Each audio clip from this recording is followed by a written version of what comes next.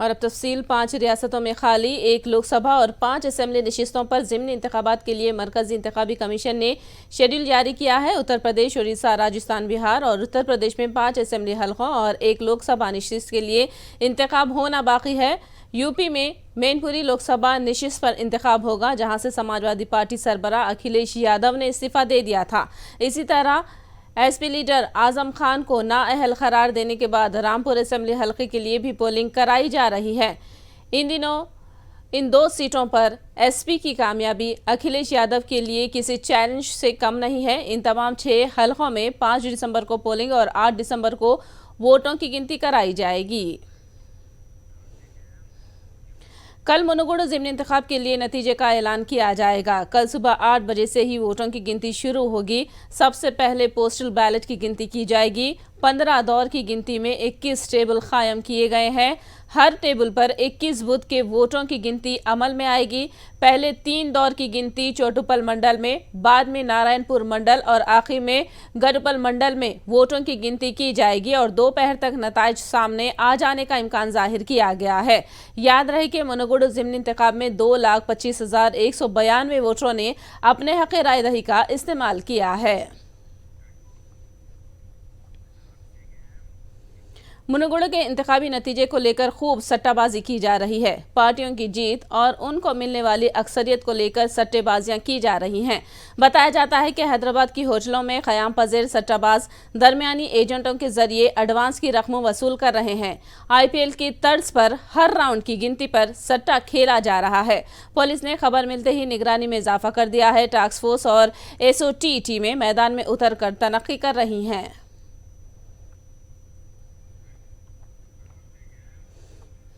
मुनुगुडु ज़िमनी इंतखाब के दौरान शराब की फरोख्त ने एक नया रिकॉर्ड कायम किया है। सिर्फ मुनुगुडु हलके में इंतखाब के दौरान 300 करोड़ रुपए की शराब फरोख्त हुई है। पिछले सितंबर में तेलंगाना भर में शराब की सेल के जरिए महकमे एक्साइज ने 2,700 करोड़ रुपए की आमदनी हुई तो अक्टूबर के महीने में 3,037 करोड़ रुपए की आमदनी हासिल हुई है।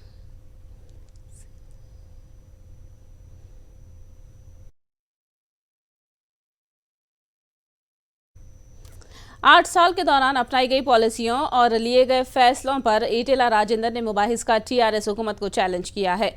ईटेला ने कहा कि KCR की हुकूमत में जमहूरियत का खून हो चुका है। उन्होंने दावा किया कि रियासत में अपोजिशन को खत्म करने की साजिश के उनके पास शवाहिद मौजूद हैं। इन शवाहिद को मुल्क भर में मंजर आम पर लाने की बात कही। बीजेपी MLA ने कहा है कि KCR की बातों और अफआल में कोई तालमेल नहीं है। ईटेला ने तनकीद की कि वोटर्स की खातिर KCR ने नई स्कीमात शुरू की है। మేము కూడా ఈ 8.5 సంవత్సరాల కాలంలో మీరు ఎట్లా ఈ రాష్ట్రంలో ప్రతిపక్ష పార్టీలు చెరబట్టిండ్రు, ప్రతిపక్ష పార్టీల మీద దాడులు చేయించిండ్రు, ప్రతిపక్ష పార్టీలే లేకుండా నీచమైన కుట్రలకు ఉడిగట్టిండ్రు, ఎన్ని వందల కోట్ల రూపాయలు చేతులు మారినాయో ఇవన్నీ కూడా మా దగ్గర కూడా ఎవిడెన్సెస్ ఉన్నాయి. అవన్నీ కూడా తప్పకుండా మొత్తం దేశంలో ఉన్నటువంటి వాళ్ళందరూ కూడా పంపించి దీని మీద డిబేట్ జరగాలని చెప్పి కోరుకుంటున్నాను. రెండవది, మీకు నిజంగానే TRS పార్టీ కనుక నిజాయితీ ఉంటే మొట్టమొదటిగా దేశంలో ఉన్నటువంటి వాళ్ళకి పంచాలంటే మేము ఛాలెంజ్ చేస్తా ఉన్నాం. 2014 నుంచి 2022 ఈనాటి వరకు మీ పరిపాలన మీద, మీరు తీసుకున్న నిర్ణయాల మీద, మీ చర్యల మీద, మీరు పార్టీలు మార్చినటువంటి చిల్లర విషయాల మీద, మారిన వాళ్ళకి ఇచ్చిన డబ్బుల మీద, మారిన వాళ్ళకి ఇచ్చిన తాయిలాల మీద, ప్రలోభాల మీద తప్పకుండా చర్చ పెట్టుకుందాం వస్తామని చెప్పి సవాల్ చేస్తాం. నిజాయితీ ఉంటే చర్చ పెట్టుకుందాం. तेलंगाना में MLAs की खरीदारी से मुतालिक फिल्म अदाकार प्रकाश राज ने सनसनीखेज ट्वीट किया है। उन्होंने रिमार्क किया कि दिल्ली में बैठे हुए बेशर्म दलाल जमहूरियत का खून कर रहे हैं। उन्होंने कहा कि वो अपनी गैरत फरोख्त करके जमहूरियत का राज कर रहे हैं।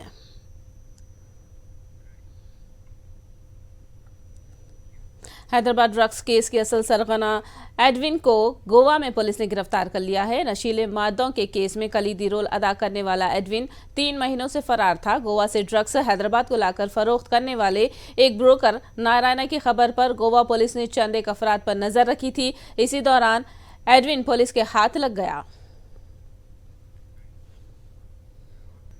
हैदराबाद के बशीरबाग में वाक़ निज़ाम कॉलेज में तलबा एहतजाज पर उतर आए। तलबा और तालिबात के प्रिंसिपल ऑफिस का घेराव करने से हालात कशीदा हो गए। नई तामीर करदा इमारत डिग्री के तालिबात के लिए मुख्तस करने का मुतालबा किया जा रहा है, जबकि प्रिंसिपल इस इमारत को पीजी हॉस्टल के लिए मुख्तस करने के लिए वीसी के अहकामात होने का जवाब पेश कर रहे हैं। दूर दराज इलाके से आए तलबा को हॉस्टल की सहूलत देने का मुतालबा करते हुए तलबा ने प्रिंसिपल चेम्बर्स में धरना मुनज़्ज़म किया, जिसे पुलिस और तलबा के दरमियान बहस व तकरार हुई। यहाँ तक कि हंगामा बर्पा हो गया। हालात को बेकाबू होता देखकर पुलिस ने चंद तलबा को हिरासत में भी ले लिया।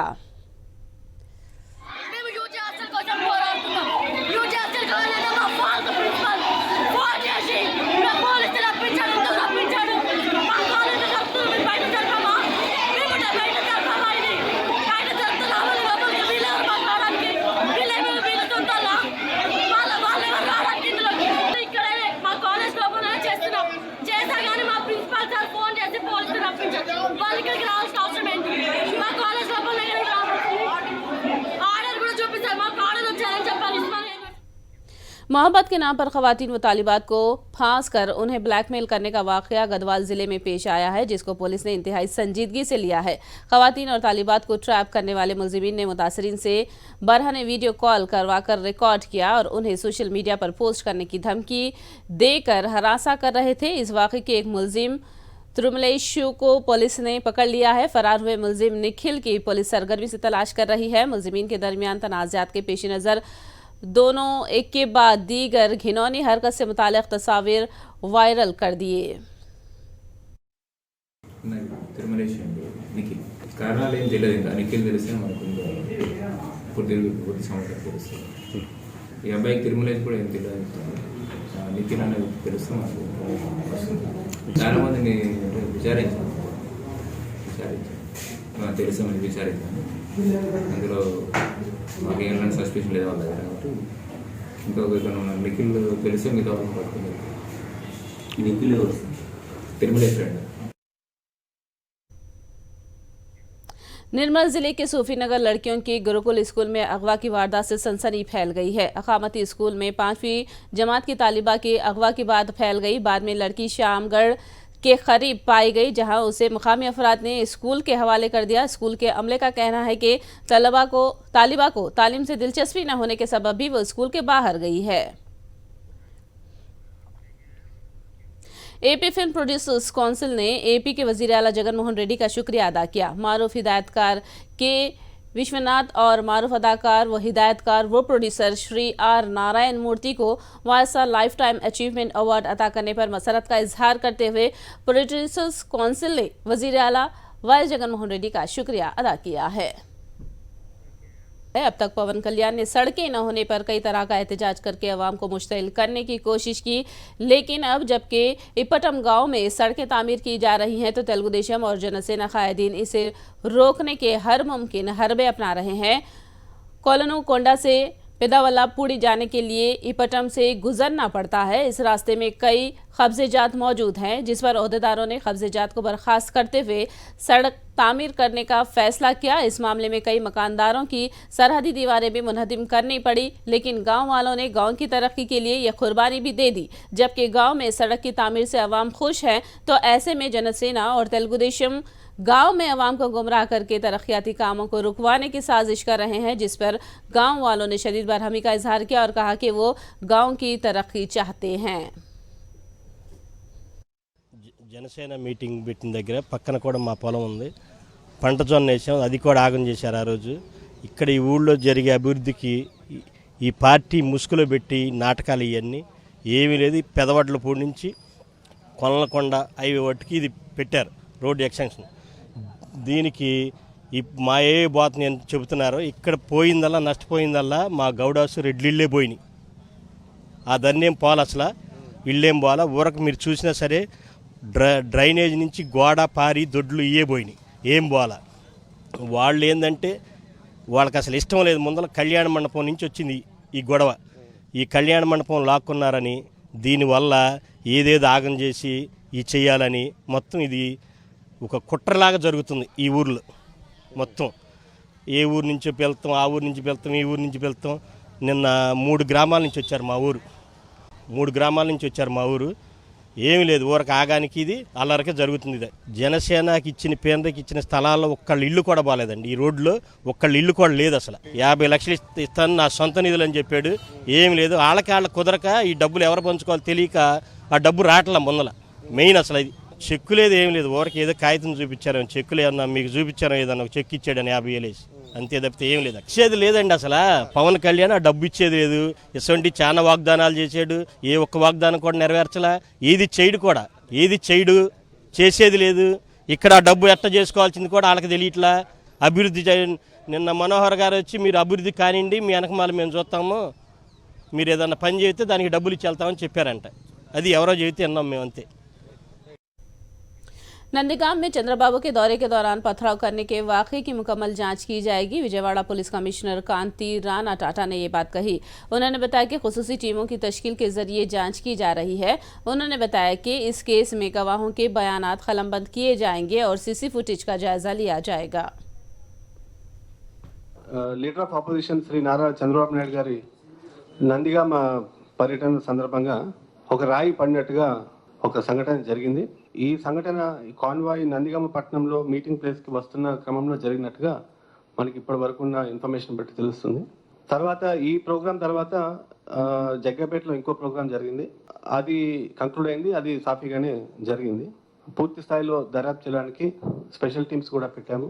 ఇన్వెస్టిగేషన్ పరంగా CCTV cameras footage, media footage, లేకపోతే మేము ఎంగేజ్ చేసిన వీడియోగ్రాఫర్స్ ఫుటేజ్, అదేవిధంగా సెల్ ఫోన్ ఫుటేజ్, ఇవి ప్రత్యక్ష సాక్షుల నుంచి కూడా మన సమాచారం కానీ ఆధారాలు కానీ సేకరించే లీడర్ ఆఫ్ ఆపోజిషన్ గారు Z+ కేటగిరీ కాబట్టి దానికి అనుగుణంగా అన్ని పూర్తి స్థాయిలో భద్రతా ఏర్పాట్లు కూడా మేము చేయడం జరిగింది.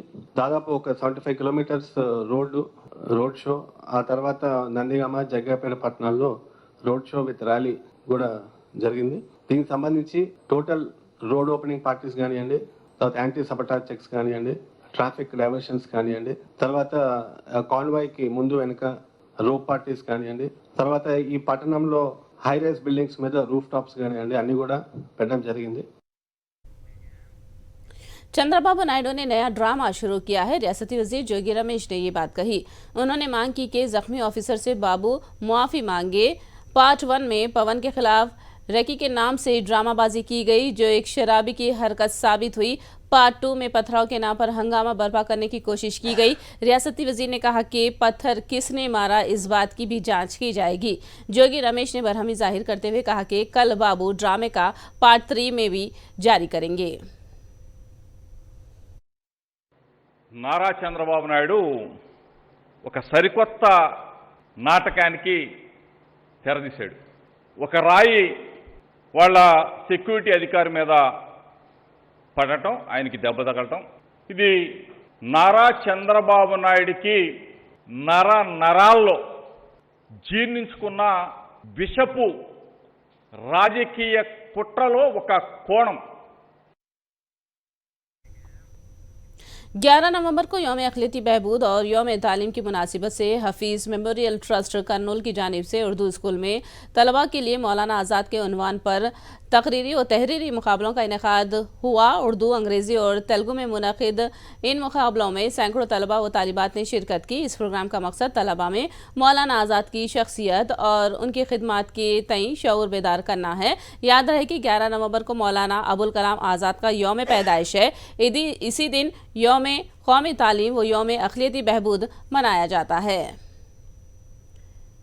आज मेरे को बड़ी खुशी हो रही है कि हम जब शुरू करे थे तो बहुत चंद लोगों से शुरू करे थे, जिसमें हमारे डॉक्टर शमसुद्दीन भी हमारे साथ थे और हमारा साथ देते रहे, और हम जो है इसको आगे बढ़ाते रहे और आज ये अच्छा मुकाम हासिल कर चुका है। लोगों में बड़े जोश खरोश से लोग इसमें आ रहे हैं। నవంబర్ 11న మౌలానా అబుల్ కలాం ఆజాద్ గారి జన్మదినం సందర్భంగా మరియు మైనారిటీ దినం వెల్ఫేర్ డే సందర్భంగా ఈరోజు ఇక్కడ మన ఉర్దూ బాయ్స్ స్కూల్లో మైనారిటీ కాలేజ్, జూనియర్ కాలేజ్ నందు వక్తృత్వ పోటీలు జరపడమైనది. ఈ 3 రకాలుగా వ్యాసరచన, వక్తృత్వ పోటీలు, ఇవి తెలుగు, ఇంగ్లీష్, ఉర్దూ ఈ 3 భాషల్లో వీళ్ళకి పోటీ నిర్వహించడం జరిగింది. ఈరోజు గెలుపొందిన వారికి 11వ తేదీ అందరికీ అక్కడ ప్రైజెస్ ఇవ్వడం జరుగుతుంది. కలెక్టర్ గారు, ఎమ్మెల్యే గారు, ఎంపీ గారుల చేతుల మీదుగా ఈ కార్యక్రమానికి చాలామంది పిల్లలు హాజరైనందుకు, ముఖ్యంగా మతం అనేది లేకుండా ముస్లిమ్స్, హిందూస్ అందరూ ఈ ప్రోగ్రాంకి హాజరయ్యి ఈ పరీక్షలో పాల్గొన్నారు. एपी हज कमेटी के चेयरमैन गौसुल आजम और हज कमेटी के सीईओ अब्दुल खादर ने मुंबई पहुंचकर मरकजी हज कमेटी के सीईओ याकूब शाखा से मुलाकात की और उनसे विजयवाड़ा से एपी के आज़मीन हज के लिए विजयवाड़ा को एम्बार्केशन पॉइंट बनाने का मुतालबा किया। उन्होंने कहा कि वाइस जगन मोहन रेड्डी विजयवाड़ा से एपी आज़मीन की सऊदी रवानगी के हक में हैं। मरकजी हज कमेटी के सीईओ ने मुस्बत तयक़ुन दिया। कन्नूल कॉरपोरेशन के हुदूद में वाक़े वेंकट रमना कॉलोनी में मौजूद 1.5 एकड़ अराजी पर 58 कमर्शियल शॉप्स के लिए आज MP Sanjeev Kumar, MLA Hafeez Khan, mayor और बल्दिया कमिश्नर ने संगे बुनियाद रखा। हफीज़ खान ने कहा कि इस कमर्शियल मलगियों के जरिए बल्दिया को हर माह आमदनी होगी जिसको अवामी फलाह के लिए खर्च किया जाएगा। కార్పొరేషన్ ప్రాపర్టీలో 58 షాప్స్, ఒక మంచి మాల్ లాంటి లుక్ లాంటి షాప్స్ ఇక్కడ కట్టడం జరుగుతుంది. ముఖ్యంగా ముఖ్య ఉద్దేశం ఒకటే, ప్రైమ్ స్పాట్ కాబట్టి దీనిని కమర్షియల్ యాంగిల్లో ఉపయోగించుకొని డబ్బులు రెవెన్యూ జనరేట్ అయ్యే విధంగా చేస్తే మున్సిపల్ కార్పొరేషన్కి మరీ ఉపయోగపడుతుంది. అండ్ రికరింగ్ ఇన్కమ్ కాబట్టి ప్రతి నెల ఇన్కమ్ వస్తుంది. దానివల్ల మనము ప్రజలకు ప్రజల ప్రయోజనాల కోసం ఆ డబ్బుని ఉపయోగించుకోవచ్చు. కాబట్టి ఇది ఒక మంచి కార్యక్రమము. ఈ కార్యక్రమం చేపట్టిన గౌరవ మేయర్ గారు, అలాగే కమిషనర్ గారు, మరి ఎంపీ గారు, సీనియర్ శాసనసభ్యులు కాశన్ రామప్పారెడ్డి గారు, సుధాకర్ గారు, అందరికీ కూడా ధన్యవాదాలు. సుమారు 1.5 ఎకరా స్థలంలో ఇక్కడ వెంకటరమణ కాలనీలో 58 షాపుల నిర్మాణం జరుగుతూ ఉంది. సో నాకు అధికారులు చెప్పింది ఏంటంటే 8 కోట్ల రూపాయలు ఖర్చు చేస్తున్నాం. తర్వాత ఈ షాపులు ఏ విధంగా ఇస్తామంటే ఇక్కడ ఓపెన్ టెండర్, ఓపెన్ ఆక్షన్లో ఇస్తాం.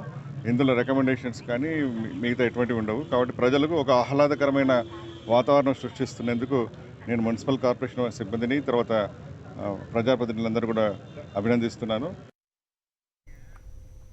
दिल्ली में फिजाई आलूदगी से अवाम परेशान है। दिल्ली की आलूदगी के सबब अवाम बीमार हो रहे हैं। इसके अलावा सख्त तरीन सर्दी और कहर ने उनकी परेशानियों को दोबाला कर दिया है। बैरूनी शहरियों को भी आलूदगी से परेशानी हो रही है। हुकूमत की जानिब से फिजा में पानी का छिड़काव किया जा रहा है। ऑस्ट्रेलिया में खेले जा रहे T20 वर्ल्ड कप के सेमीफाइनल में हिंदुस्तानी टीम को पहुंचाने के लिए आईसीसी पर मंसूबाबंदी की जा रही है। पाकिस्तान के साबिक क्रिकेटर शाहिद आफरीदी ने ये बात कही। बांग्लादेश इंडिया मैच बारिश की वजह से आउटफील्ड में कीचड़ होने के बावजूद आईसीसी हिंदुस्तानी टीम के हक में मौक़िफ़ अपनाने का उन्होंने इल्ज़ाम लगाया। आफरीदी ने इल्ज़ाम लगाया कि आईसीसी पर बीसीसीआई की जानिब से शदीद दबाव बनाया जा रहा है। उन्होंने इल्ज़ाम लगाया कि हर हाल में हिंदुस्तानी टीम को सेमीफाइनल मैच खिलाने का आईसीसी मंसूबा बना चुकी है। टीम इंडिया को आईसीसी ताउन फराहम करने के आफरीदी के इल्ज़ाम का बीसीसीआई चीफ रॉजर बिन्नी ने जवाब दिया है। उन्होंने वाज़ेह किया कि दुनिया की तमाम टीमों के साथ यकसा रवैया रखा जाता है। पाकिस्तान के इल्ज़ाम में कोई सच्चाई नहीं है। उन्होंने वाज़ेह किया कि क्रिकेट में हिंदुस्तानी टीम मजबूत होने के बावजूद भी आईसीसी के अहकामात की पाबंदी करती है। रॉजर बिन्नी ने मजीद वाज़ेह किया कि 2023 में पाकिस्तान में मुनक़िद होने वाले एशिया कप में हिंदुस्तानी टीम शरीक रहेगी या नहीं, इसका फैसला हिंदुस्तानी हुकूमत करेगी।